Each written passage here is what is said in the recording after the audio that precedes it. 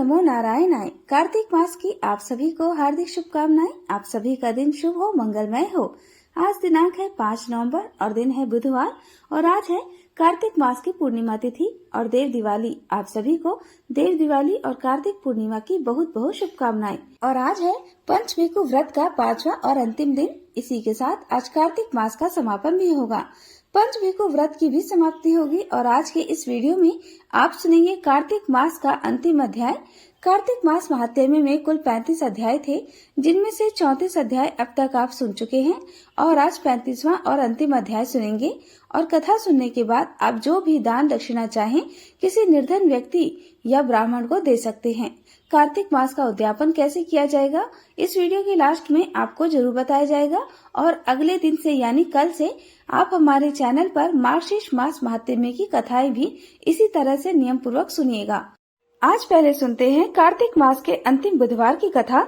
उसके बाद आप पंचभिकु व्रत की कथा सुनेंगे और सीता नित्यनेम की कथा सुनेंगे। फिर सुनेंगे आज का महात्म्य। अब सुनिए कार्तिक के बुधवार की कहानी। पौराणिक ग्रंथों में बुधवार के व्रत की कथा इस प्रकार मिलती है। बहुत समय पहले की बात है कि एक साहूकार का नया नया विवाह हुआ था। उसकी पत्नी अपने मायके गई हुई थी। नया नया विवाह था, नई नई उमंग थी। साहूकार का परिवार भी कुछ खास बड़ा नहीं था। जो वे रिश्तेदार थे उनके घर बहुत दूर थे। अब साहूकार को अकेलापन खाया जा रहा था। उसे रहा नहीं गया और वह जा पहुंचा अपने ससुराल। ससुराल में उसे खूब आवभगत हुई। अगले ही दिन साहूकार ने कह दिया कि विदाई की तैयारी कर लीजिए, हमें निकलना है। अब संयोगवश वह दिन था बुधवार का। सास ससुर ने अपने दामाद को समझाने का प्रयास किया कि बेटा आज बुधवार का दिन है, इस दिन बेटी की विदाई नहीं करने का रिवाज है। बेटी की विदाई तो क्या, किसी भी शुभ कार्य के लिए यात्रा पर जाना बुधवार के दिन शुभ नहीं माना जाता। लेकिन साहूकार नहीं माना और कहा, मैं इन सब बातों को नहीं मानता, आप हमें जाने का आशीर्वाद दीजिए।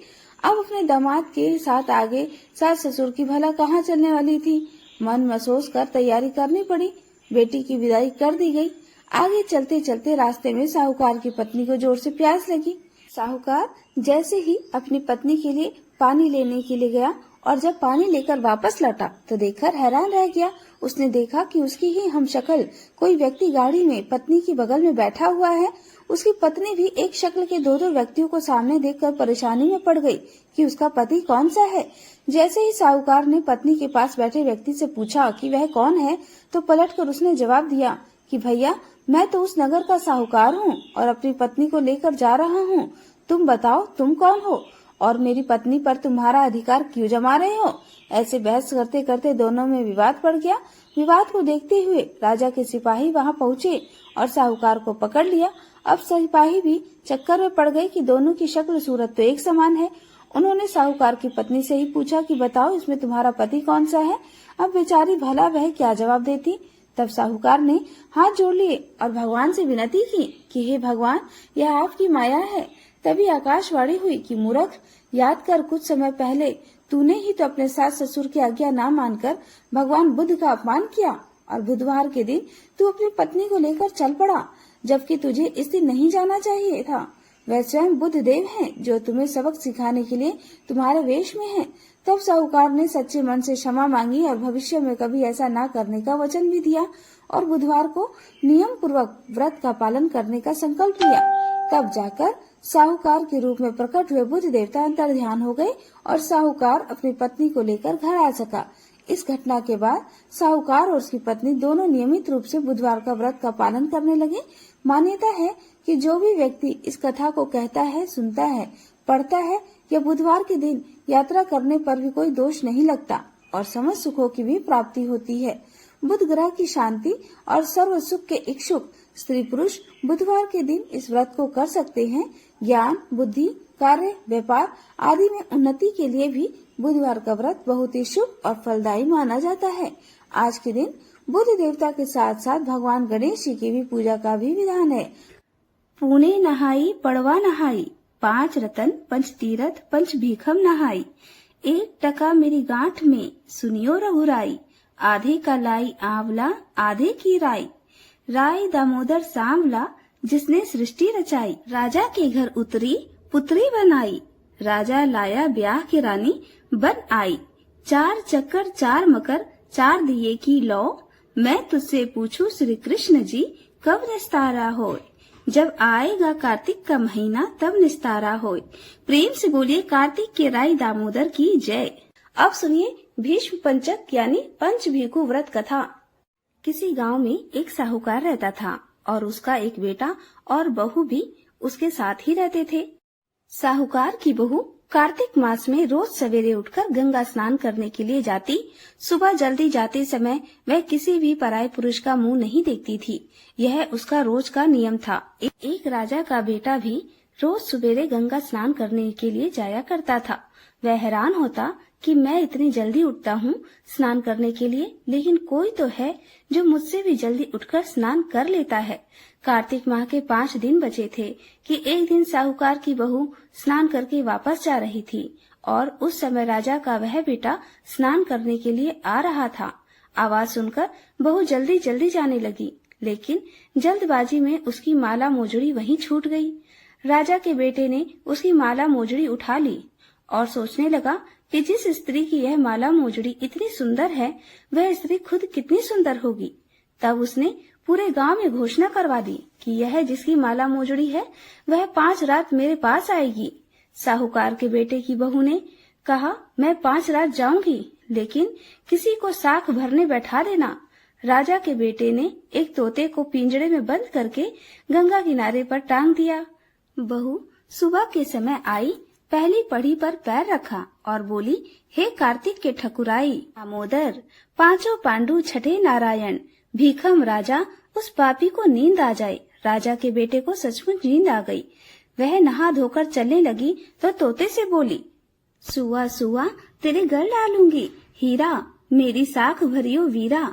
सुनकर सुआ यानी तोता बोला कि कोई वीर भी साख भरता है क्या? वह फिर बोली, सुआ सुआ सुबह तेरे पग घालूंगी नेवर, साख भरियो मेरे देवर। सुआ ने कहा, ठीक है भाभी, मैं तेरी साख रखूंगा। ये वह कहकर चली गई। राजा का बेटा हड़बड़ा कर उठा और सुआ से पूछा, सुआ सुआ वह आई थी, कैसी थी, बताना तो। सुआ बोला, आभा की सी बिजली, होली की सी झल, केला की सी कामिनी, गुलाब का सा रंग। अगले दिन राजा के बेटे ने सोचा कि आज तो मैं अपनी उंगली में चीरा लगाकर बैठूंगा, इससे मुझे नींद नहीं आएगी। अगले दिन वह राजकुमार अपनी उंगली को चीर कर लेट गया और साहूकार की बहू आई और भगवान से उसी तरह प्रार्थना करने लगी और उसके प्रार्थना करने पर राजकुमार को पहले दिन की तरह फिर से नींद आ गई। अब वह तो स्नान करके फिर से वापस चली गई। जागने पर राजकुमार ने तोते से फिर पूछा, सुआ सुआ वह आई थी क्या? तोते ने फिर से वही बात दोहरा दी। अब राजकुमार बोला कि आज तो मैं रातों में आंखों में मिर्ची डालकर बैठूंगा। रात में वह सचमुच अपनी आंखों में मिर्ची डालकर ही बैठ गया। साहूकार की बहू फिर आई, फिर से प्रार्थना की, जिससे राजकुमार को फिर से नींद आ गई। अब राजकुमार ने तोते से बहू के आने की बात पूछी। उसने फिर से वही बात दोहरा दी। राजकुमार अब फिर से सोचने लगा, आज तो मैं बिना बिस्तर के ही बैठूंगा। रात को बिना बिस्तर के वह बैठ गया। जब बहू कार्तिक स्नान करने आई तो उसने फिर से भगवान से प्रार्थना की। राजकुमार को फिर से नींद आ गई। जब वह स्नान करके जाने लगी तो आंखें बंद करके चली गई। राजकुमार जब उठा तो वह जा चुकी थी। राजकुमार अब तो बड़ी सोच में पड़ गया और सोचने लगा कि आज तो मैं अंगीठी जलाकर बैठूंगा, जिससे मुझे नींद नहीं आएगी। फिर वह रात को अंगीठी रखकर अपने पास में बैठ गया। साहूकार की बहू आई और फिर से भगवान से प्रार्थना करने लगी कि हे प्रभु, आपने 4 रातें तो निकाल दी, अब यह रात आखिरी बची है, इसे भी निकाल दो, मेरी लाज रख लो। भगवान ने उसकी बात रख ली और राजकुमार को 5वीं रात भी नींद आ गई। जब वो स्नान करके जाने लगी तो तोते से बोली, सुआ सुआ इस पापी को कह देना कि 5 रातें पूरी हो चुकी हैं, अब वह मेरी मोतियों की माला मेरे घर भिजवा दे। सुबह राजकुमार की आंख खुली तो उसने तोते से पूछा, सुआ सुआ आज भी वह आई थी क्या? तो तोते ने कहा, हाँ वह आई थी और उसने अपनी माला मंगवाई है, क्योंकि उसकी 5 रातें पूरी हो चुकी हैं। यह सुनकर राजकुमार सोचने लगा कि वह तो सच्ची थी, तभी तो भगवान ने भी उसका सत रखा। कुछ समय के बाद राजकुमार को कोढ़ हो गया। राजा ने ब्राह्मण को बुलवाकर पूछा कि मेरे बेटे का शरीर क्यों जल रहा है। ब्राह्मण ने विस्तार से सारी बात राजा को बता दी कि इसने क्या किया था। ब्राह्मण ने कहा, इसने में पतिव्रती स्त्री पर बुरी नजर डाली है, इसलिए इसे यह रोग हो गया है। राजा ने इसे ठीक होने का उपाय पूछा तो वह ब्राह्मण कहने लगा कि उस साहूकार की बहू को अगर यह अपनी धर्म बहन बना ले और रोज उसके जल से यह स्नान करे तब तो यह ठीक हो सकता है। राजकुमार साहूकार की बहू की माला लेकर साहूकार के घर गया और बोला कि यह माला आपकी पुत्र वधू की है, आप इसे ले लीजिए और कृपा कर अपनी बहू के नहाए हुए जल से मेरे बेटे को नहला दीजिए। साहूकार बोला कि मेरी बहू तो किसी पराये पुरुष का मुंह तक नहीं देखती, आप उसे इस नाली पर बिठा दीजिए। जब वह ऊपर नहाएगी तब नीचे इस नाली के पानी से आपका पुत्र स्नान कर लेगा। राजकुमार ने वैसा ही किया और कुछ समय के बाद उसका शरीर चंदन सा स्वस्थ हो गया। हे पंचविखु देवता, जैसे आपने साहूकार की पुत्र वधू का सत रखा वैसे ही सभी का रखना। अब सुनिए सीता माता के नित्यनेम की कहानी। इस कहानी को सीता माता कहती थी और प्रभु श्री राम सुना करते थे।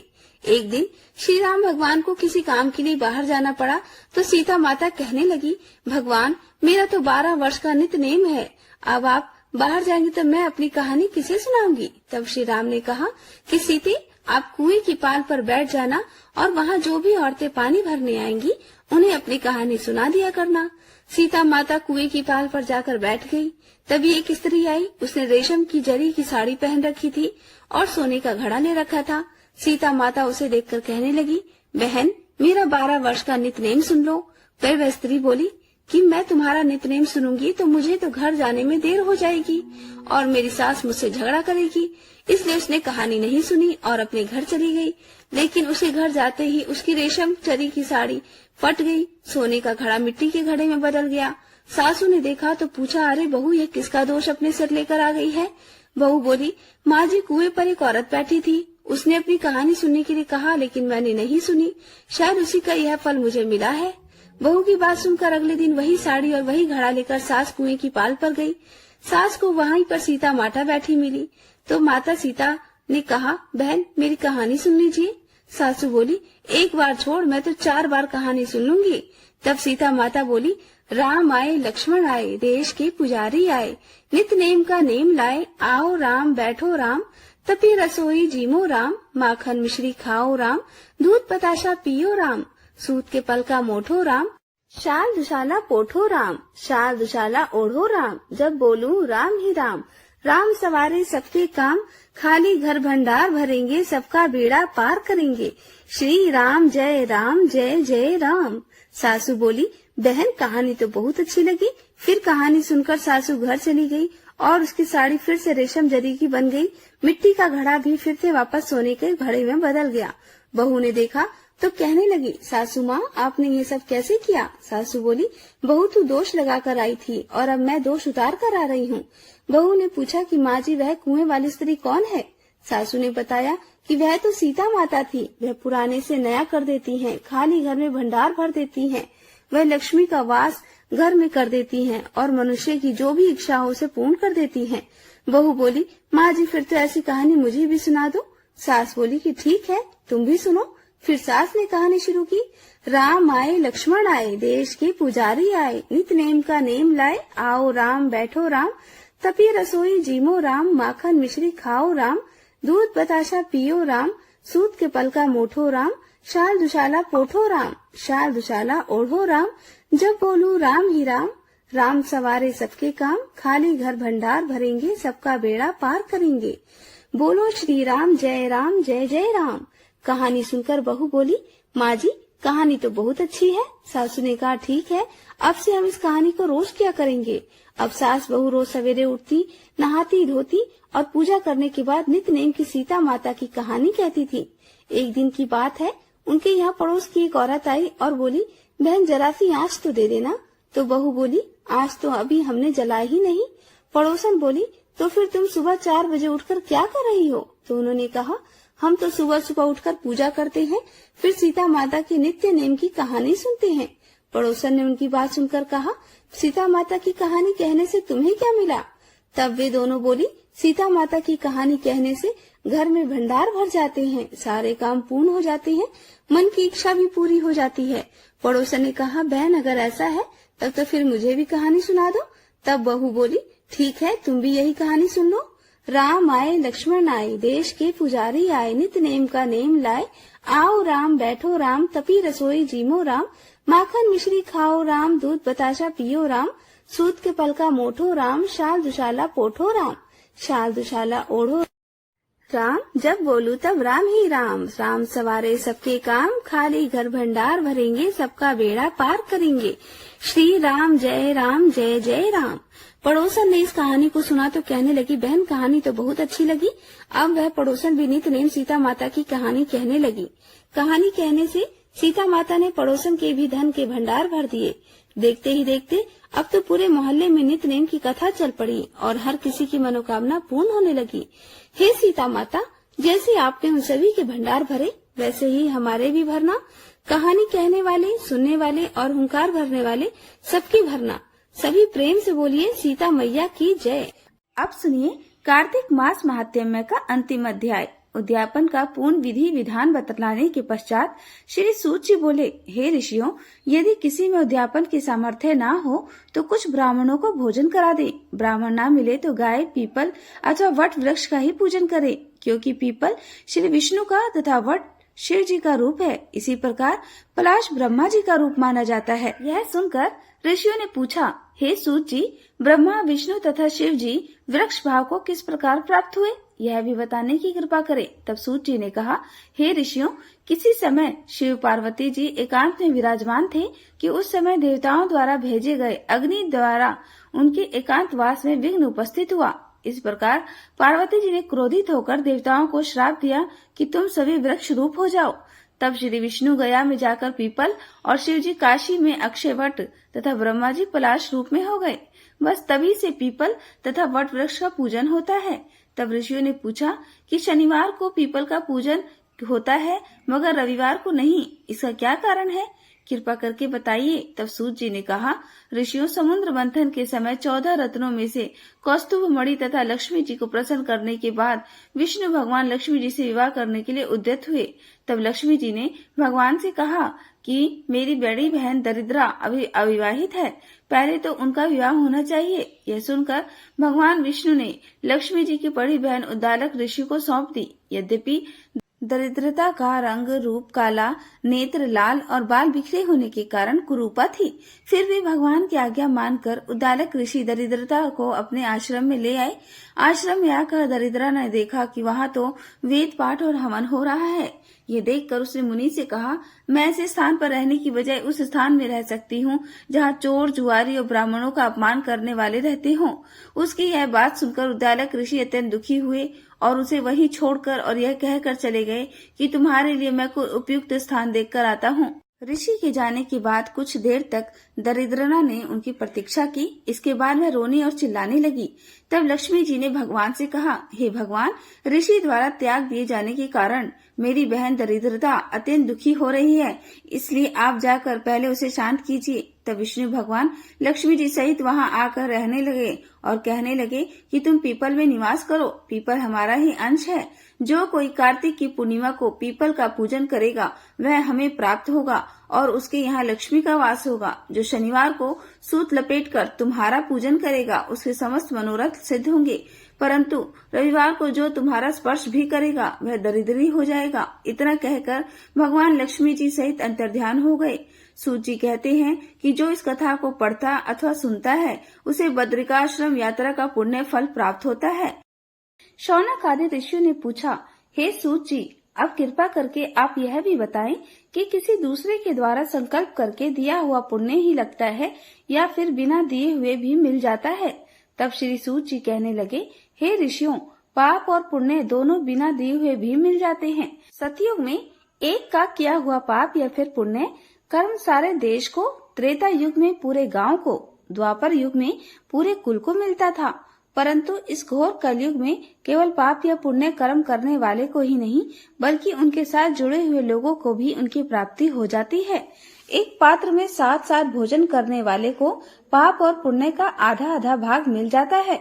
पापी के साथ मिलकर बैठकर भोजन करने वाले को भी उसका पाप लगता है। पुण्य कर्म करने वाले के साथ मिलकर यदि भोजन किया जाए तो उसका पुण्य भी दूसरे को प्राप्त हो जाता है। दूसरे की निंदा करने वाले सुनने वाले या फिर चिंतन करने वाले को भी बराबर पाप और पुण्य मिलता है। दूसरे का धन चुराकर दान देने वाला भी पाप का भागी हो जाता है। पाप या पुण्य का उपदेश करने वाले को छठा अंश प्राप्त होता है। प्रजा का छठा अंश राजा को प्राप्त होता है। इसी प्रकार से शिष्य से गुरु, पिता से पुत्र और पत्नी से पति भी छठा अंश पाते हैं, चाहे वह पाप हो या पुण्य हो, परंतु पत्नी पति का आधा ही पुण्य पाती है। इस प्रकार बिना दिए हुए भी एक दूसरे को पाप और पुण्य की प्राप्ति होती है। अब इस संबंध में हे ऋषियों एक कठिन पुण्य प्राचीन इतिहास सुनाता हूँ, आप सभी ध्यान पूर्वक सुनो। एक समय उज्जैनी नामक नगरी में धनेश्वर नाम का ब्राह्मण उचित कर्मों से रहित, यानी कि जो कर्म ब्राह्मणों के लिए बताए गए हैं उन कर्मों को करता ही नहीं था। उन सभी पुण्य कर्मों से रहित एक जुआरी, मदिरा पीने वाला, वैश्यगामी, रस कमल और खाल बेचने वाला अत्यंत पापी ब्राह्मण रहा करता था। वह सामान खरीदने और बेचने के उद्देश्य से कई नगरों में घूमता फिरता। एक बार महिष्मती नगरी में आया और वहाँ पर एक मास तक ठहरा। एक दिन नर्मदा नदी के तट पर उसने जप तप करने वाले ब्राह्मणों का पूजन और शाम को श्री हरि के नाम का दीपदान महोत्सव भी देखा। उसी रात को एक सांप ने उसे डस लिया और तब कुछ मनुष्य उसके मुख में तुलसी दल और नर्मदा नदी का पवित्र जल डाला। इसके पश्चात उसकी मृत्यु हो गई और यमदूत उसे मारते पीटते यमराज के पास ले गए। यमलोक में चित्रगुप्त ने क्रोध भरी दृष्टि से उस पापी की ओर देखते हुए यमराज से कहा, महाराज यह तो बड़ा पापी है और इसने तो पूरे जीवन में एक भी अच्छा कर्म नहीं किया है, इसे तो कड़ी से कड़ी सजा मिलनी चाहिए। तब यमराज ने आज्ञा दी कि पहले इसे खौलते हुए तेल के कौड़ों में डालो, उसके बाद मुद्दर से मारकर लगाकर कुंभी पाक नरक में डाल देना। परंतु जब उस व्यक्ति को खौलते हुए तेल में डाला गया तब तेल एकदम शीतल हो गया। खौलता हुआ तेल एकदम ठंडा हो जाने की बात जब यमराज ने सुनी तो वे आश्चर्यचकित हो गए। ठीक उसी समय देवर्षि नारद यमराज की सभा में उपस्थित हुए। तब यमराज जी के पूछने पर देवर्षि नारद जी कहने लगे कि धनेश्वर, महापापी होने पर भी कार्तिक मास का व्रत करने वालों के सत्संग प्रभाव से पुण्यात्मा हो गया है। मृत्यु के समय नर्मदा नदी का पवित्र जल और तुलसी दल इसके मुख में डाले गए थे और श्री हरि का नाम भी इसके कानों में पड़ा। बस इसी कारण इसके सारे पाप नष्ट हो गए। यमराज जी को इतना बताकर देवर्षि नारद वहाँ से ब्रह्मलोक को चले गए। तब यमराज जी ने भी धनेश्वर को नरक की घोर यात्रा से मुक्त कर दिया। इसके पश्चात धनेश्वर कुबेर देव का अनुगामी धन यज्ञ हुआ, जिनके नाम से अयोध्या नगरी में भगवान गदाधर नाम का तीर्थ विख्यात हुआ। सूत जी ने अंत में ऋषियों से कहा, हे ऋषियों, किसी इच्छा अथवा लालच से किया गया पाप गीला और कामना रहित पाप सूखा कहा जाता है। इस कार्तिक मास के व्रत के प्रभाव से मनुष्य द्वारा किए गए गीले तथा सूखे अर्थात सभी प्रकार के पाप नष्ट हो जाते हैं। जो भी इसके अनुरूप आचरण करेगा वह तो जीवन में सभी सुख और जन्म से मोक्ष को प्राप्त होगा। श्रद्धा पूर्वक इस महात्म्य को पढ़ने, सुनने और सुनाने वाले भी असीम पुण्य फल को प्राप्त कर अंत समय में भगवान श्री हरि के वैकुंठ लोक को सिधारेगा। आज का अध्याय समाप्त हुआ। अब सुनिए कार्तिक मास की बूढ़ी माई और श्री कृष्ण के कंधे की कहानी। कार्तिक मास में सभी औरतें तुलसी जी को जल से सींचने जाया करती थीं। एक बूढ़ी माई भी थी जो कार्तिक मास में नियम से तुलसी जी को सींचा करती और जब भी वह सींचने जाती तो तुलसी माता से हाथ जोड़कर कहती, हे तुलसी माता, सत्य की दाता, मैं तेरा बिरवा सींचती हूँ, मुझे बहू दे, पीले रंग की धोती दे, मीठा ग्रास दे, वैकुंठ में वास दे, अच्छी मौत दे, चंदन का काठ दे, अच्छा राज दे, खाने को दाल भात दे और ग्रास के दिन श्री कृष्ण का कांधा दे। बूढ़ी माई की यह बातें सुनकर तुलसी माता सूखने लगी। तुलसी माता को यूं सूखते देखकर भगवान श्री कृष्ण ने पूछा, हे तुलसी, तुम दिन प्रतिदिन सूखती क्यों जा रही हो? तब तुलसी माता ने कहा, बस मेरे मन की मत पूछो प्रभु। भगवान कहने लगे, मैं नहीं पूछूंगा तो फिर कौन पूछेगा? अब तुलसी माता कहने लगी, हे प्रभु, एक बूढ़ी माई आती है और अपनी बात कहकर चली जाती है। मैं उनकी सारी बातें तो पूरी कर दूंगी, लेकिन कृष्ण का कंधा कहाँ से ले आऊंगी? तब भगवान बोले कि जब वह मरेगी तो अपने आप ही मैं कंधा देने आ जाऊंगा। तुम बूढ़ी माई से यह बात कह देना। इसके कुछ दिनों के बाद वह बूढ़ी माई मर गई। बूढ़ी माई के मरने पर सारा गांव इकट्ठा हो गया और उसका अंतिम संस्कार समय आने पर जब गांव के लोग उन्हें उठाने लगे तो वह बहुत भारी हो गई और किसी के भी उठाए ना उठी। तब सभी बोले, ये तो बहुत संस्कारी थी, बहुत पूजा पाठ करती थी और कोई पाप भी नहीं किया, फिर ये इतनी भारी कैसे हो गई। तभी बूढ़े ब्राह्मण के वेश में भगवान वहाँ आए और कहने लगे कि यह भीड़ कैसी है। तब गांव के लोग बताने लगे कि एक बूढ़ी माई रहती थी, वही मर गई है और यह इतनी पापिन थी कि उसकी अर्थी नहीं उठ रही, यह बहुत भारी हो गई है। वैसे तो अपने जीवन में इसने बहुत पूजा पाठ की। तब भगवान बोले कि मुझे इसके कान में कुछ कह लेने दो, फिर यह उठ जाएगी। ऐसा कहकर भगवान ब्राह्मण के वेश में बूढ़ी माई के पास गए और उसे कान में कहा कि माई, तू अपने मन की कर ले, पीताम्बर की धोती ले, मीठा मीठा ग्रास ले, वैकुंठ में वास ले, चटके की चाल ले, चंदन का काठ ले, झालर की झनकार ले, दाल भात का जीवन ले और कृष्ण का कांधा भी ले। भगवान की यह बात सुनकर बूढ़ी माई तो तुरंत हल्की हो गई और तब भगवान स्वयं उन्हें अपने कंधे पर लेकर गए। इस प्रकार बूढ़ी माई को मुक्ति मिल गई और वह वैकुंठ लोक चली गई। हे तुलसी माता, जैसे आपने उन बूढ़ी माई की मुक्ति की, वैसे ही हम सबकी करना। जैसे भगवान ने उन्हें कांधा दिया, वैसे हमें भी देना। सभी प्रेम से बोलिए, तुलसी माता की जय, श्री कृष्ण भगवान की जय। अब सुनिए कार्तिक मास के ब्राह्मण दंपति और उनकी बहू और कार्तिक स्नान की कहानी। एक बार की बात है, एक नगर में एक ब्राह्मण और ब्राह्मणी रहते थे। वे रोजाना 7 कोस दूर गंगा स्नान करने जाते थे। इतनी दूर आने जाने से ब्राह्मणी थक जाती थी। एक दिन ब्राह्मणी बोली, काश हमारे भी एक बेटा होता तो कितना अच्छा होता। बेटे की बहू आती और हमें घर वापस जाने पर बना हुआ भोजन मिलता और बहू घर का सारा काम भी कर देती। ब्राह्मणी की यह बात सुनकर ब्राह्मण देवता बोले, बात तो तुम सही कह रही हो, चलो आज मैं तुम्हारे लिए बहू ला ही देता हूँ। ब्राह्मणी बोली, वो कैसे? ब्राह्मण ने कहा कि तुम एक पोटली में आटा डालकर उसमें कुछ मोहरे रख देना। ब्राह्मण देवता के कहे अनुसार ब्राह्मणी ने पोटली बांधकर दे दी और पोटली लेकर ब्राह्मण देवता चले गए। वह अभी कुछ दूर ही गए थे कि उन्हें नदी के किनारे बहुत ही सुंदर लड़कियां खेलती हुई दिखाई दी। वे रेत में घर बनाकर खेल रही थी और बार बार तोड़ रही थी। तब उनमें से एक लड़की कहने लगी, मैं तो अपना घर नहीं तोड़ूंगी, मुझे तो रहने के लिए घर चाहिए। लड़की की बात सुनकर ब्राह्मण देवता मन ही मन सोचने लगे कि बहू बनाने के लिए तो यह लड़की सही रहेगी। जब वह लड़कियां घर वापस जाने लगे तो ब्राह्मण भी उस लड़की के पीछे पीछे उसके घर तक चले गए जिसने अपना घर नहीं तोड़ा था। और वहां जाकर ब्राह्मण देवता ने उससे कहा कि बेटी, अभी कार्तिक मास चल रहा है तो इसलिए मैं किसी के घर भोजन नहीं खाता। मैं आटा लेकर आया हूँ, तुम अपनी माँ से पूछो तो जरा वह क्या मेरे लिए आटा छानकर 4 रोटियां बना देंगी। यदि वह मेरा आटा छानकर रोटियां बनाएंगी तो ही मैं रोटी खा सकता हूँ। लड़की ने भीतर जाकर अपनी माँ से सारी बात कह दी। माँ ने कहा, ठीक है, जाकर बाबा से कह दे कि वह अपना आटा दे दे तो मैं रोटियां बना दूंगी। जब लड़की की माँ आटा छानने लगी तो आटे में से मोहरें निकली।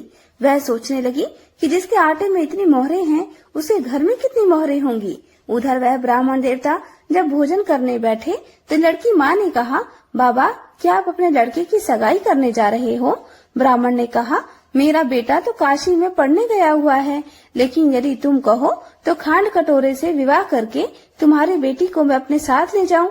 लड़की की माँ बोली, ठीक है बाबा, और फिर खांड कटोरे से अपनी लड़की का विवाह करके उसे ब्राह्मण देवता के साथ उसने भेज दिया। ब्राह्मण ने घर आकर कहा, रामू की माँ, दरवाजा खोलो, देखो तो मैं तुम्हारे लिए बहू लेकर आया हूँ।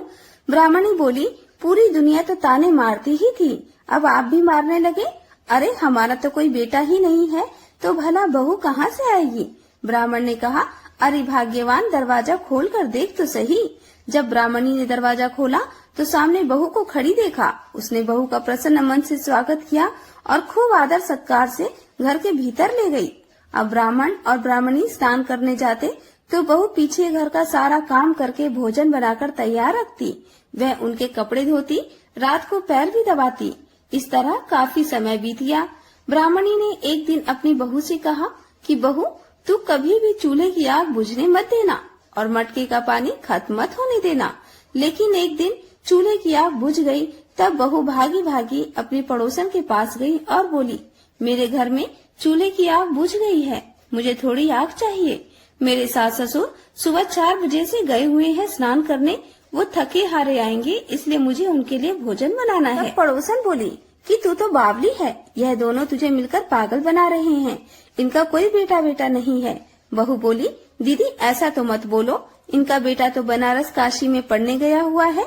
तब पड़ोसन ने कहा कि यह तुझे झूठ बोलकर लाए हैं, इनका कोई बेटा नहीं है। अब की बार तो बहू पड़ोसन की बातों में आ ही गई और कहने लगी, तब आप ही बताओ मैं क्या करूं? पड़ोसन ने कहा, करना क्या है, जब तुम्हारे सास ससुर वापस आए तो जली फूकी रोटियां और बिना नमक की पतली दाल बनाकर दे देना। खीर का चमचा दाल में और दाल का चमचा खीर में डाल देना।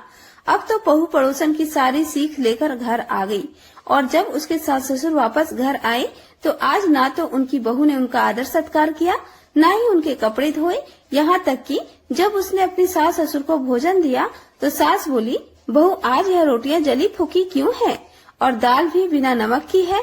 तब बहू ने तपाक से जवाब दिया, माँ जी एक दिन ऐसा खाना खा लोगे तो कुछ बिगड़ नहीं जाएगा तुम्हारा। सास ससुर को खरी खोटी सुनाकर वह फिर से पड़ोसन के पास गई और बोली कि अब बताओ आगे क्या करना है। पड़ोसन बहुत चालाक थी, कहने लगी, अब तुम सातों कोठों की चाबी मांग लेना।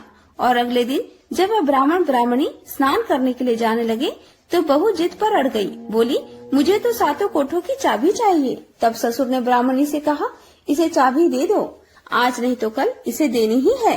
तब सास ने बहू को सातों कोठों की चाबी दे दी और वह ब्राह्मण दंपति स्नान करने के लिए चले गए।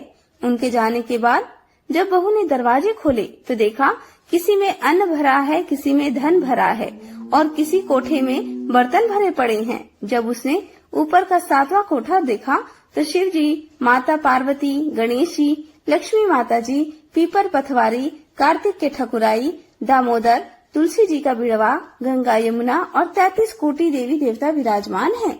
और वहीं पर एक लड़का चंदन की चौकी पर बैठा माला जप रहा है। यह सब देखकर वह हैरान रह गई। उसने उस लड़के से पूछा, तुम कौन हो? तब लड़का बोला, मैं तेरा पति हूँ, अभी दरवाजा बंद कर दे, जब मेरे माता पिता आएंगे तब दरवाजा खोलना। यह सब देखकर बहू तो बहुत खुश हुई। 16 श्रृंगार कर सुंदर वस्त्र पहनकर अपने सास ससुर की प्रतीक्षा करने लगी। उसने आज अपने सास ससुर के लिए खूब अच्छे अच्छे पकवान बनाए। जब उसके सास ससुर घर वापस आए तो उसने उनका आदर सत्कार किया और प्रेम पूर्वक भोजन कराया। फिर पैर दबाने लगी। पैर दबाते दबाते बहू ने कहा, माँ जी आप इतनी दूर गंगा यमुना स्नान करने के लिए जाती हो, आप थक जाती होगी, इसलिए अब आप घर पर ही स्नान क्यों नहीं कर लेती?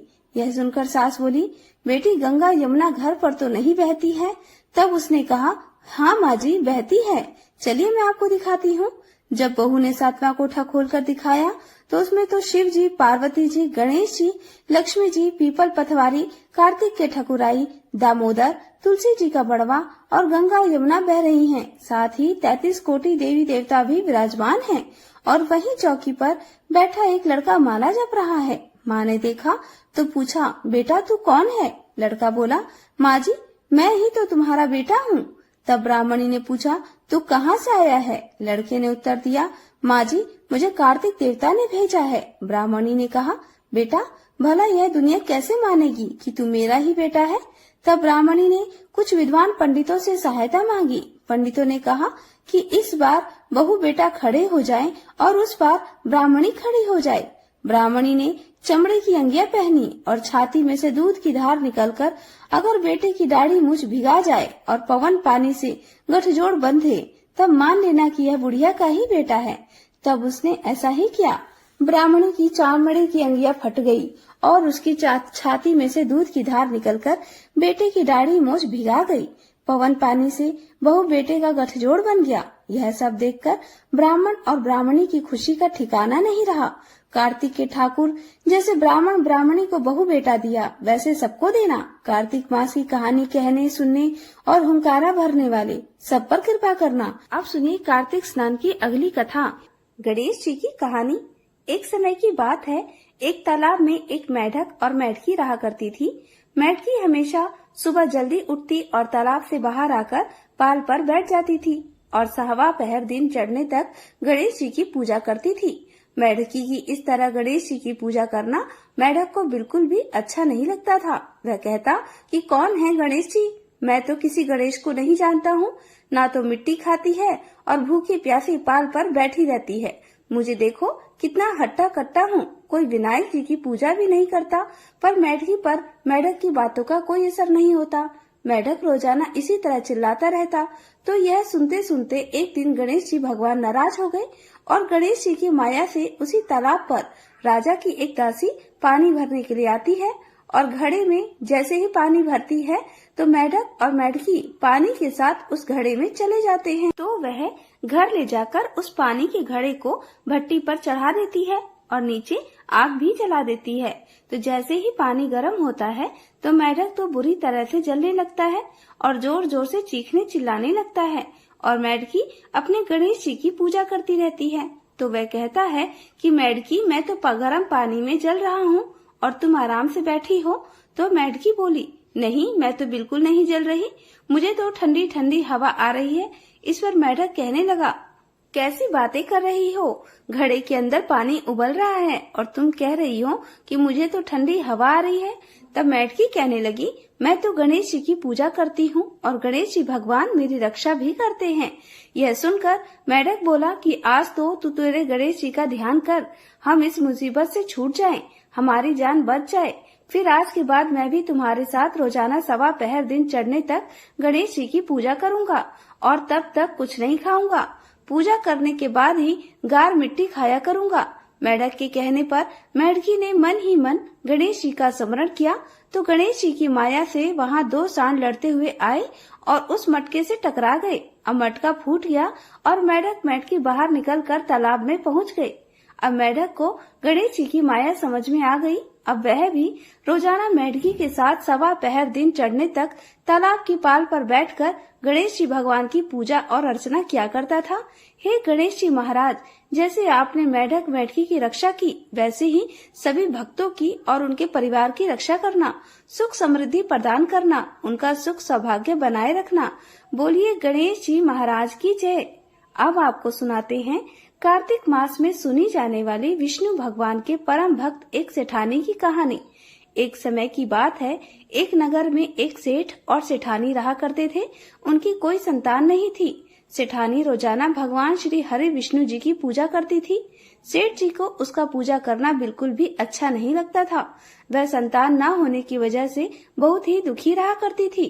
सेठ जी ने कई बार सेठानी को पूजा करने से मना किया, पर सेठानी पर सेठ जी की बातों का कोई असर नहीं होता।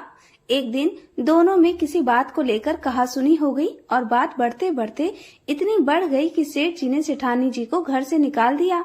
सेठानी घर से निकलकर जंगल की ओर चल पड़ी। चलते चलते शाम हो गई। फिर सेठानी ने देखा कि एक खदान पर 4 आदमी मिट्टी खोद रहे हैं। तो उसने वहां जाकर कहा कि भैया, मुझे नौकरी पर रख लो। तो उन्होंने सेठानी को काम पर रख लिया और कहा कि तुम इस मिट्टी को खोद दो। तो सेठानी मिट्टी खोदने लगी।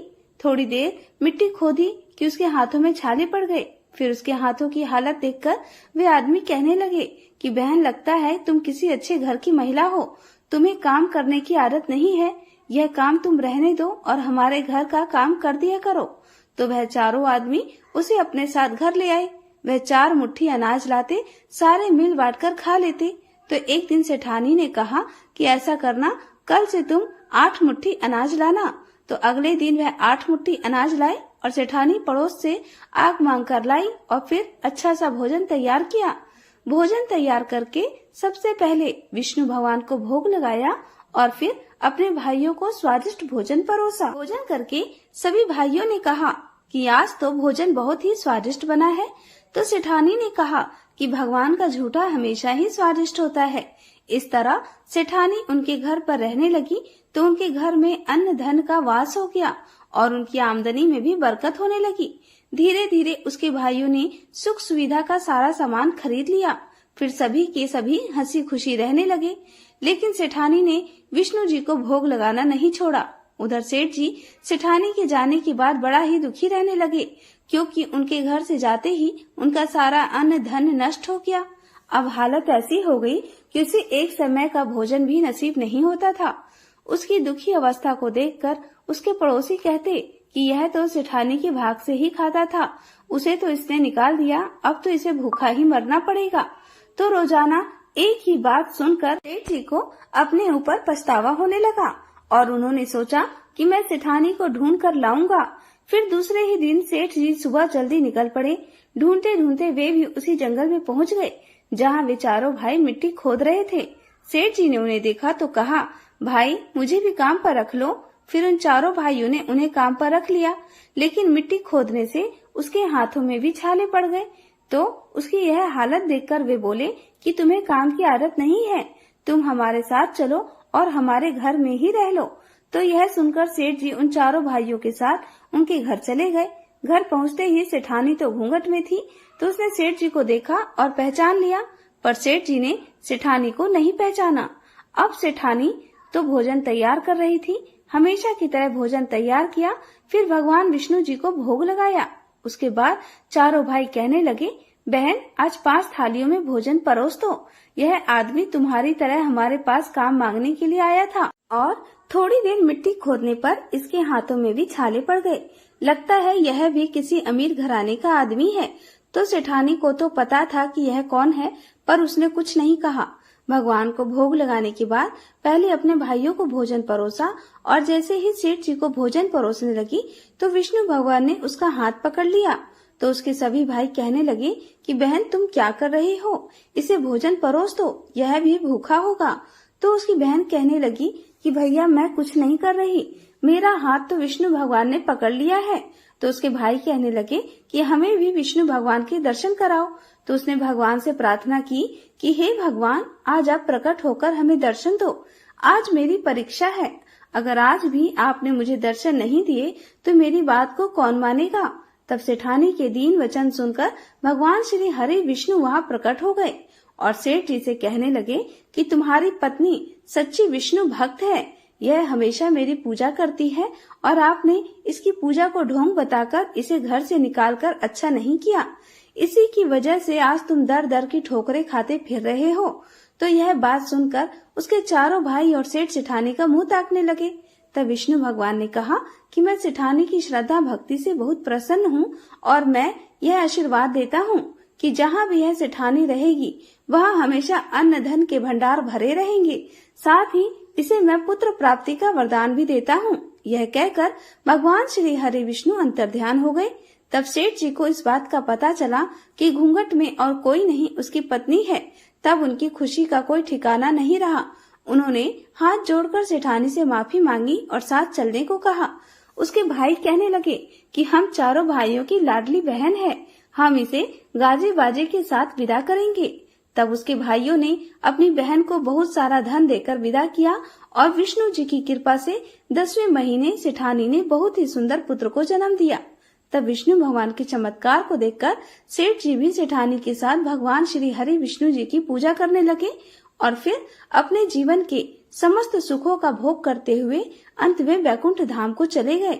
हे विष्णु भगवान, जैसा आपने सेठानी को अन्न धन और मान सम्मान पुत्र दिया वैसा सबको देना।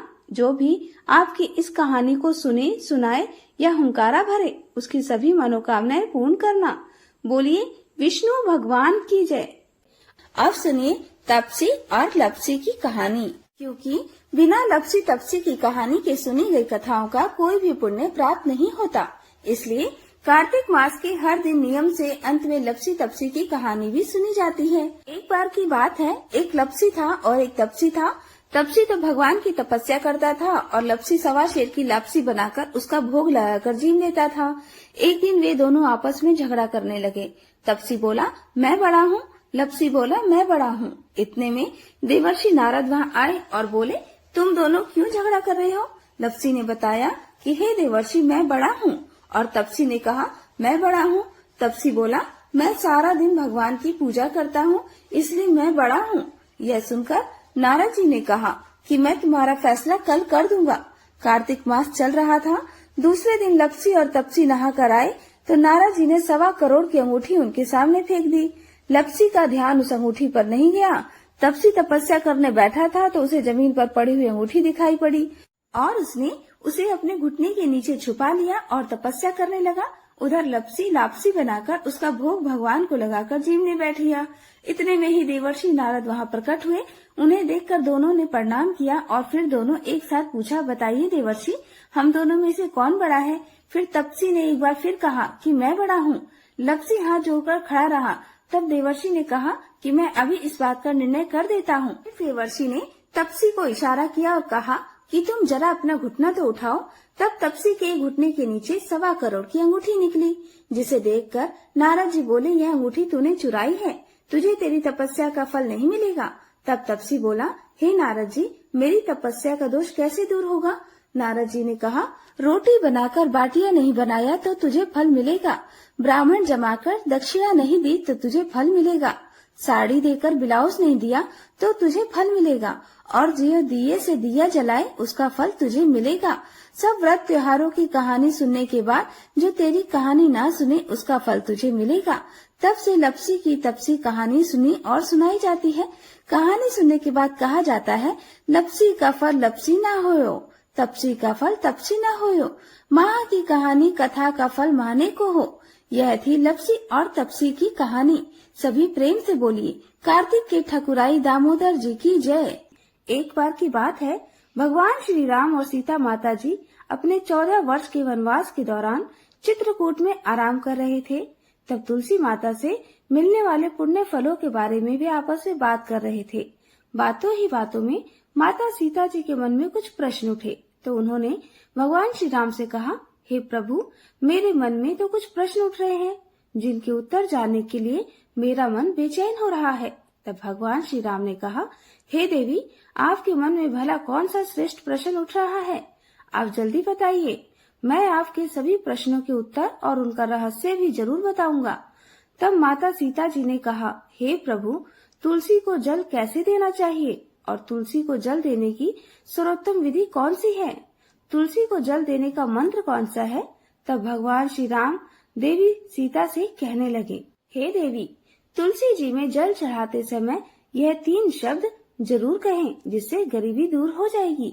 एक बार माता सीता ने भगवान श्री राम से तुलसी जी को जल देने के महत्व के बारे में पूछा, तो भगवान ने उन्हें उसका महत्व सुनाया। तब आगे माता सीता जी ने कहा, हे स्वामी, आपने मुझे तुलसी जी को जल देने का महत्व तो बता दिया, परंतु अब मेरे मन में यह जानने की जिज्ञासा हो रही है कि तुलसी को जल कैसे देना चाहिए। जल की सर्वोत्तम विधि कौन सी है? जल देने का मंत्र कौन सा है? कृपया आप मुझे इन सभी प्रश्नों का उत्तर दीजिए। तब भगवान श्री राम ने माता सीता जी से कहा, हे प्रिय, जिस प्रकार से मैंने तुम्हें तुलसी का महात्म्य सुनाया है, उसी प्रकार से तुलसी को जल देते समय बोले जाने वाले मंत्र का भी बड़ा महत्व है। यह मंत्र केवल 3 शब्दों का है, परंतु इसका प्रभाव बहुत ही चमत्कारी है। जो भी मनुष्य नित्य तुलसी को जल देते समय अपने मुख से केवल यह 3 शब्द बोल देता है, तो साक्षात माँ लक्ष्मी उसके घर में प्रवेश करती है और उसकी दरिद्रता दूर करती है। उसे धन धान्य की प्राप्ति होती है। देवी, उस मंत्र को बताने से पहले मैं आपको तुलसी के इस मंत्र का महत्व भी बताता हूँ। इस महात्म्य को सुन लेने मात्र से ही मनुष्य के समस्त पाप नष्ट हो जाते हैं और उसे कई वर्षों तक तुलसी को जल देने का पुण्य भी प्राप्त होता है। इसलिए हे देवी, आप भी इस कथा को ध्यान पूर्वक जरूर सुनिए। तब माता सीता जी ने कहा, हे प्रभु, मैं तो इस कथा को पूरा अवश्य सुनूंगी। कृपया अब आप मुझे तुलसी के मंत्र का महात्म्य सुनाइए। तब भगवान श्री राम कहने लगे, हे देवी, एक समय दक्षिण दिशा में एक अत्यंत शोभायमान नगरी थी। उस नगरी में सुरेश नाम का एक खोटी बुद्धि का ब्राह्मण रहता था और वह पापियों का तो शिरोमणि ही था, सरदार ही था। और उसका जन्म एक ऐसे ब्राह्मण परिवार में हुआ था जो पाप कर्म करने वाले और शास्त्र ज्ञान से शून्य थे। वह जन्म से तो ब्राह्मण था, लेकिन कर्म से वह अत्यंत दुराचारी था। वह ना तो पूजा पाठ करता, ना अतिथियों का सत्कार करता और यहाँ तक कि अपने द्वार पर आए हुए अतिथियों को बिना कुछ दान दिए ही निर्दयता पूर्वक भगा दिया करता था। वह सदैव ही पराई स्त्री में आसक्त रहता और उसे मदिरापान करने की भी बुरी लत थी। साथ ही वह मांस भी खाता था। वह दिन में खेतों में काम करके पत्ते बेचकर जीविका चलाता, रात में व्यभिचार करता था। इस प्रकार से उस ब्राह्मण ने अनेक वर्षों तक जीवन बिताया। फिर एक दिन वह दुर्बुद्धि बेचने के लिए पत्ते इकट्ठे करने के लिए एक ऋषि के आश्रम के आसपास घूमने लगा और वहां लगे हुए पेड़ों से पत्ते तोड़ने लगा। तो वहीं पर एक काल रूपधारी काले भयानक सर्प ने उस ब्राह्मण को काट लिया और उसी समय उसकी मृत्यु हो गई। तब उसके बाद 2 यमदूत उसे लेने के लिए उस स्थान पर प्रकट हो गए और उसे उठाकर यमलोक ले जाने लगे। मार्ग में वह यमदूतों के सामने बहुत करुण विलाप करने लगा और बोला, हे दूतों, मुझे कहाँ लेकर जा रहे हो? मुझे छोड़ दो। लेकिन यमदूत उसे यह कहकर घसीटते हुए ले जा रहे थे, अरे दुष्ट ब्राह्मण, तुझे तेरे पाप कर्मों के कारण सांप ने डस लिया है। अब तो यमराज जी तुझे अवश्य घोर नर्क में डाल देंगे। फिर यम के दूत उस ब्राह्मण को लेकर यमलोक पहुंच गए और यमराज जी के सामने खड़े हो गए। तब चित्रगुप्त महाराज जी उस ब्राह्मण का लेखा जोखा निकालकर महाराज जी से कहने लगे, धर्मराज, इस ब्राह्मण ने बचपन से लेकर मृत्यु तक पाप ही पाप किए हैं, परंतु पूरे जीवन में तो इसने कोई पुण्य का काम ही नहीं किया। तब धर्मराज जी अपने दूतों से कहते हैं, हे दूतों, इसे घोर पाप करने वाले ब्राह्मण को उठाकर ले जाओ और इसे नरक में डाल दो। फिर यम के दूत उस पंडित को लेकर नरक की भयंकर अग्नि में धकेल देते हैं। तो अनेक वर्षों तक नरक में सजा भुगतने के बाद उस ब्राह्मण को अपने दूसरे जन्म में एक बैल का शरीर मिला। बैल का जन्म पाकर वह बोझ उठाने का काम करने लगा। उसका मालिक उसे दिन रात काम करवाने लगा। फिर जब उस बैल की शक्ति कम हो गई तो उसके मालिक ने उसे एक लंगड़े आदमी को बेच दिया। तो उस लंगड़े आदमी ने उस बैल को खुद का बोझ उठाने के काम में उपयोग करना शुरू कर दिया। वह उसकी पीठ पर बैठकर दूर दूर घूमता था। इस प्रकार से उस बैल ने 10 वर्षों तक उस लंगड़े का आदमी का बोझ उठाया। फिर एक दिन वह लंगड़ा आदमी उस बैल की पीठ पर बैठकर किसी ऊंचे पर्वत पर जा रहा था। उस पर्वत पर बहुत देर तक ऊंचाई चढ़ने के कारण वह बैल थक गया, उसकी शक्ति कम हो गई और वह बेहोश होकर जमीन पर गिर पड़ा और अंतिम सांस लेने लगा। तो वहां पर खड़े लोगों को उस बैल पर बड़ी दया आ गई और वह उसके मुख में पानी डालने लगे। उन्हीं लोगों में एक पुण्यात्मा इंसान भी था। उसने उस बैल का कल्याण करने के लिए अपना समस्त पुण्य उस बैल को दे दिया। तो वहां पर खड़े हुए कुछ और लोगों ने भी अपने अपने पुण्य को उस बैल को समर्पित कर दिया। जब सभी लोग अपना अपना पुण्य उस बैल को समर्पित कर रहे थे तो वही भीड़ में एक वैश्या भी खड़ी थी और यह सब देखकर उस वैश्या ने भी अपना पुण्य उस बैल को दे दिया। फिर कुछ ही क्षणों के बाद उस बैल की मृत्यु हो गई और फिर उस स्थान पर यमदूत आए और उस बैल के शरीर से उस ब्राह्मण की आत्मा को निकालकर यमलोक ले गए। यमलोक में ले जाकर उसे यमराज जी के सामने खड़ा कर दिया। फिर चित्रगुप्त महाराज जी ने उसका लेखा जोखा देखा तो आश्चर्य में पड़ गए, क्योंकि वैश्या के द्वारा दिया गया पुण्य सबसे अधिक बड़ा था और उस पुण्य के प्रभाव से उस ब्राह्मण के सभी जन्मों के पाप नष्ट हो गए थे। फिर यमराज जी ने उस ब्राह्मण के सारे पाप क्षमा कर दिए और कहने लगे, हे ब्राह्मण, उस वैश्य ने तुझे अपना पुण्य देकर तुझ पर बड़ा उपकार किया है। केवल उसी के पुण्य के कारण तुम्हारे सब जन्मों के पाप नष्ट हो गए हैं। और फिर यमराज जी ने उसे एक बार फिर से मनुष्य योनि में जन्म प्रदान किया। इस बार उसे पृथ्वी पर एक उत्तम पंडित कुल में जन्म मिला। उस महापुण्य के प्रभाव से उसे जन्म में पूर्व जन्म की सारी बातें याद आने लगी।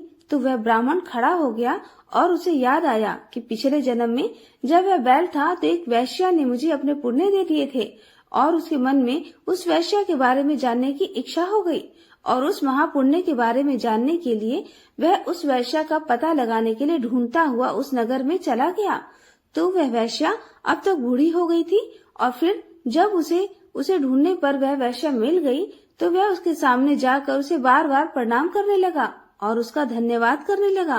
तब वैश्या कहने लगी, हे ब्राह्मण, आप कौन हैं और किस कारण आप मुझे वैश्या को धन्यवाद कर रहे हैं? मैंने आपका कौन सा कार्य किया है कि आप मुझे बार बार धन्यवाद दे रहे हैं? तो वह ब्राह्मण कहने लगा, हे माता, मैं वही बैल हूँ जिसे तुमने अपना पुण्य दे डाला था। अपने पाप कर्मों के कारण मुझे पिछले जन्म में बैल का जन्म मिला था और उस पर्वत पर जब मैं मर रहा था तो तुमने मुझे अपना पुण्य दान दिया था और तुम्हारे पुण्य के प्रभाव से ही आज मुझे फिर से मनुष्य जन्म मिला है। तुम्हारे द्वारा दिए गए उसी पुण्य के कारण मुझे अपने पूर्व जन्म की सारी बातें याद हैं। लेकिन हे माता, मैं आज यहाँ पर यह जानने के लिए आया हूँ कि आपने मुझे उस समय कौन सा अपना पुण्य दान दिया था जिस कारण से मेरे सभी जन्मों के पाप खत्म हो गए। मैं उसी पुण्य के बारे में जानना चाहता हूँ। ब्राह्मण की बात सुनकर वैश्य ने कहा, हे ब्राह्मण, मैंने तो अपने जीवन में कभी कोई पुण्य का काम ही नहीं किया, परंतु मेरे घर में एक तोता है जो पिंजरे में रहकर हमेशा कुछ बोलता रहता है और उसी को सुन सुनकर मेरी अंतरात्मा पवित्र हो गई है। उसी तोते के द्वारा बोले गए मंत्र का पुण्य मैंने तुम्हें दान में दे दिया था। फिर वह वैश्य और पंडित उस तोते के पास गए। तब वह वहां जाकर ब्राह्मण उस तोते से पूछा, हे तोते, तुम कौन सा मंत्र बोलते रहते हो जिससे हमारे जीवन का उद्धार हुआ? यह मंत्र तुम्हें किसने सिखाया और इस मंत्र का क्या अर्थ होता है? तब उस तोते ने अपने पूर्व जन्म का वृतांत सुनाना आरंभ किया। वह तोता कहने लगा, हे ब्राह्मण, पिछले जन्म में मैं एक पंडित था। मैं अपने ज्ञान के अहंकार में अंधा हो गया था। मैंने कभी गुरुजनों का आदर नहीं किया, सदैव ही उनका अपमान किया। मुझे अपने ज्ञान पर इतना ज्यादा गर्व हो गया था कि जिस कारण से मेरे अंदर क्रोध और अधिक बढ़ गया था और मारे क्रोध के मैं सभी से द्वेष करने लगा। अन्य मनुष्यों को मैं तुच्छ समझने लगा और विद्वानों का तो भरी सभा में ही अपमान करने लगा था। फिर समय बीतने पर मेरी मृत्यु हुई तो मुझे यमलोक ले जाया गया। पूज्य जनों और गुरुजनों का अपमान करने के कारण मुझे तोते के कुल में डाल दिया गया और मेरा जन्म एक तोते के रूप में हो गया। मेरे पाप कर्मों के कारण छोटी अवस्था में ही मेरे माता पिता से वियोग हो गया। फिर मैं पेड़ की छाल पर बैठकर रो रहा था तो उसी स्थान से कुछ ऋषि जा रहे थे। उन्होंने मेरी दयनीय दशा पुकार सुन ली और मुझे लेकर अपने आश्रम में चले गए। वहाँ उस आश्रम में उन्होंने मुझे एक सुंदर पिंजरे में रखा और मेरा बहुत ही अच्छी तरह से ख्याल रखा। वह मुझे रोज भोजन दिया करते थे, पढ़ाते थे। उस स्थान पर बहुत सारे ऋषि मुनि और उनकी स्त्रियां और बालक सभी रोज तुलसी के पौधे को जल देते थे और तुलसी के सामने एक मंत्र का जाप किया करते थे। उन्हीं के मुख से बार बार उस मंत्र को सुनकर मैंने उसे रट लिया और तब से मैं उस मंत्र को जान गया हूँ और वही मंत्र मैं दिन रात बोलता रहता हूँ। उस मंत्र के प्रभाव से मेरी कभी मृत्यु नहीं हुई और मेरी आयु आज 100 वर्ष की हो गई है। मैं इतने वर्षों तक जीवित रहा। फिर एक रात को एक चोर उस स्थान पर आ गया और मुझे वहां से चुरा लिया। फिर इस वैश्य ने मुझे उस चोर से खरीद लिया और इस वैश्य के घर के आने के बाद भी मैं उस मंत्र को बोलता रहता हूँ, जिसे सुनकर इस वैश्य का मन भी पवित्र हो गया है और इस वैश्य का काम छोड़कर भगवान श्री हरि का भजन कीर्तन करना प्रारंभ कर दिया है और उसी मंत्र के प्रभाव से इस वैश्य की आत्मा भी पवित्र हो गई है। हे ब्राह्मण, उस मंत्र के पुण्य से अब आप भी मुक्त हो गए हैं।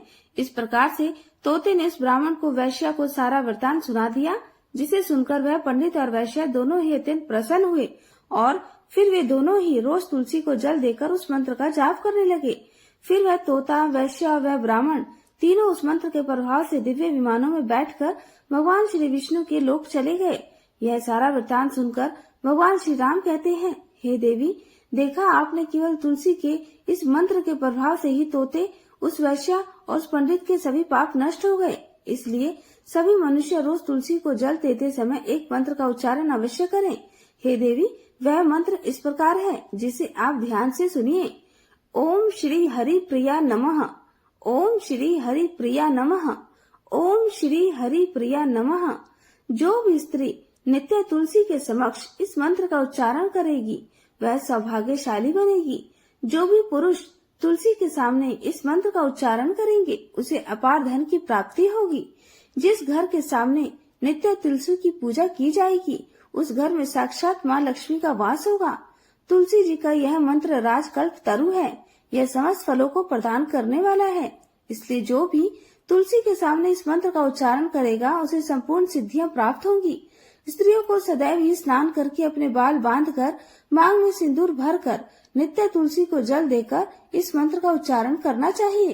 रोज तुलसी के पौधे की परिक्रमा करने के साथ ही सभी पाप नष्ट हो जाते हैं। रोज शाम के समय तुलसी के पास दीपक जलाएं और तुलसी के पास बैठकर भगवान विष्णु की आराधना करें। तुलसी के पास दीपक जलाने से मनुष्य को धन धान्य की प्राप्ति होती है। हजारों अमृत घड़ों से नहाने पर भी श्री हरि की इतनी तृप्ति नहीं मिलती जितनी मनुष्य के द्वारा तुलसी का एकमात्र एक पत्ता चढ़ाने से ही हो जाती है। 1000 गायों के दान से मनुष्य जो फल प्राप्त करता है वही फल तुलसी के पत्ते के दान करने से पा लेता है। तो इस प्रकार भगवान श्री राम ने माता सीता जी को तुलसी जी का महात्म्य में सुनाया। तो यह थी तुलसी माता की कथा। सभी प्रेम से मिलकर बोलिए तुलसी मैया की जय, श्री हरि विष्णु भगवान की जय।